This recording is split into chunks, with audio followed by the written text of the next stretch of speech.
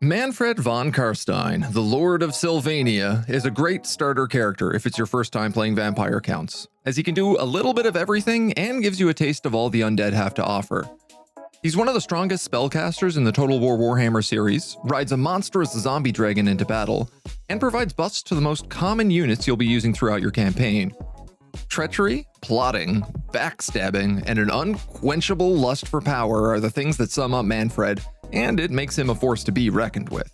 In the lore, Manfred was known for traveling the world as an acolyte of magic, gathering a vast knowledge of necromancy from the libraries of Nehekhara, and then betraying basically every single person he comes in contact with right up until the world explodes.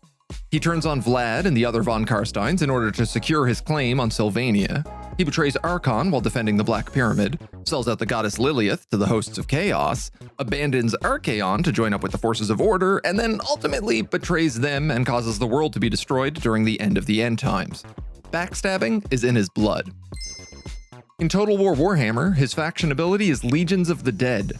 This gives everyone a bonus to campaign movement due to his history of wandering all over the world, and buffs Graveguard and Black Knights, which will make up the core of your undead army.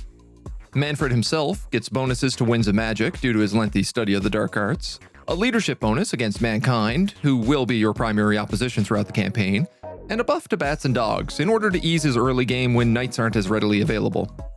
Unlike most lords who get a unique skill line, Manfred eschews this in exchange for both the lore of vampires and the lore of death, giving you a hint that his strength isn't necessarily as a melee hero or leading a buffed up army, but instead as a versatile spellcaster that can single-handedly turn the tide of battle.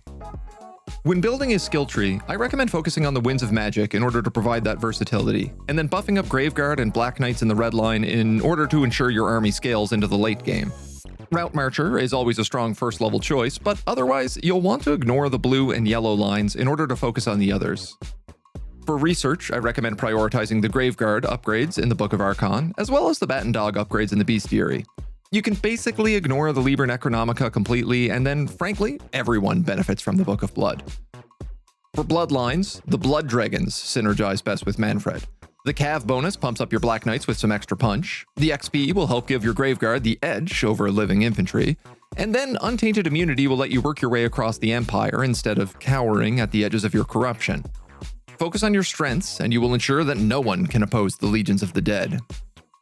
My recommended army compositions often look like this.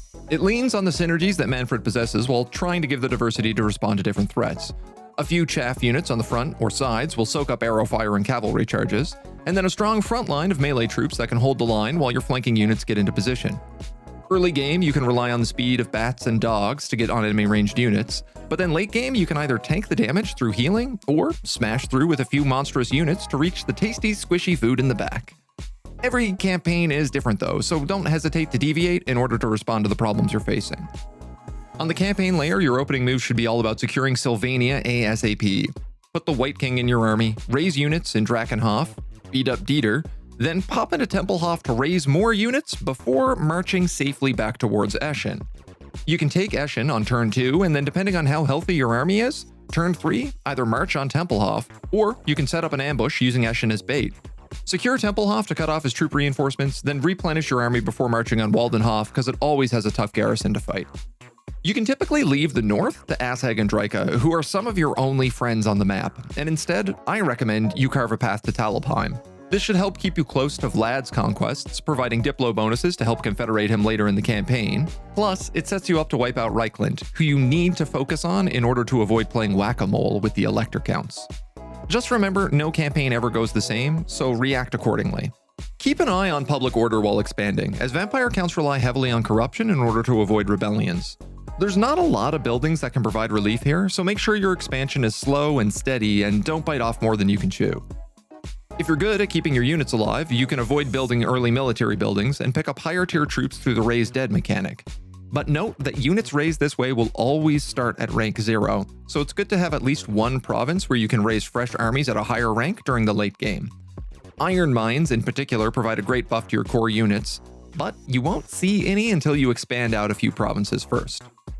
Don't neglect your chaff troops, as they're not only useful at taking a hit in combat, but at keeping the cost of your armies down. Vampire counts don't have many friends, so they rely on having a lot of active armies. If you stack any one army too heavily, you'll find yourself bankrupt and unable to defend all your borders. Remember that after a fight you can always just raise more dead, so losing a few troops, or even armies sometimes, is never as big a setback as it seems. If you'd like to learn more about Total War Warhammer and how to play other factions, then hit that like and subscribe, or check me out live during the week over at twitch.tv/agent1. In the meantime, go slay some mortals. Taking over the old world is thirsty business.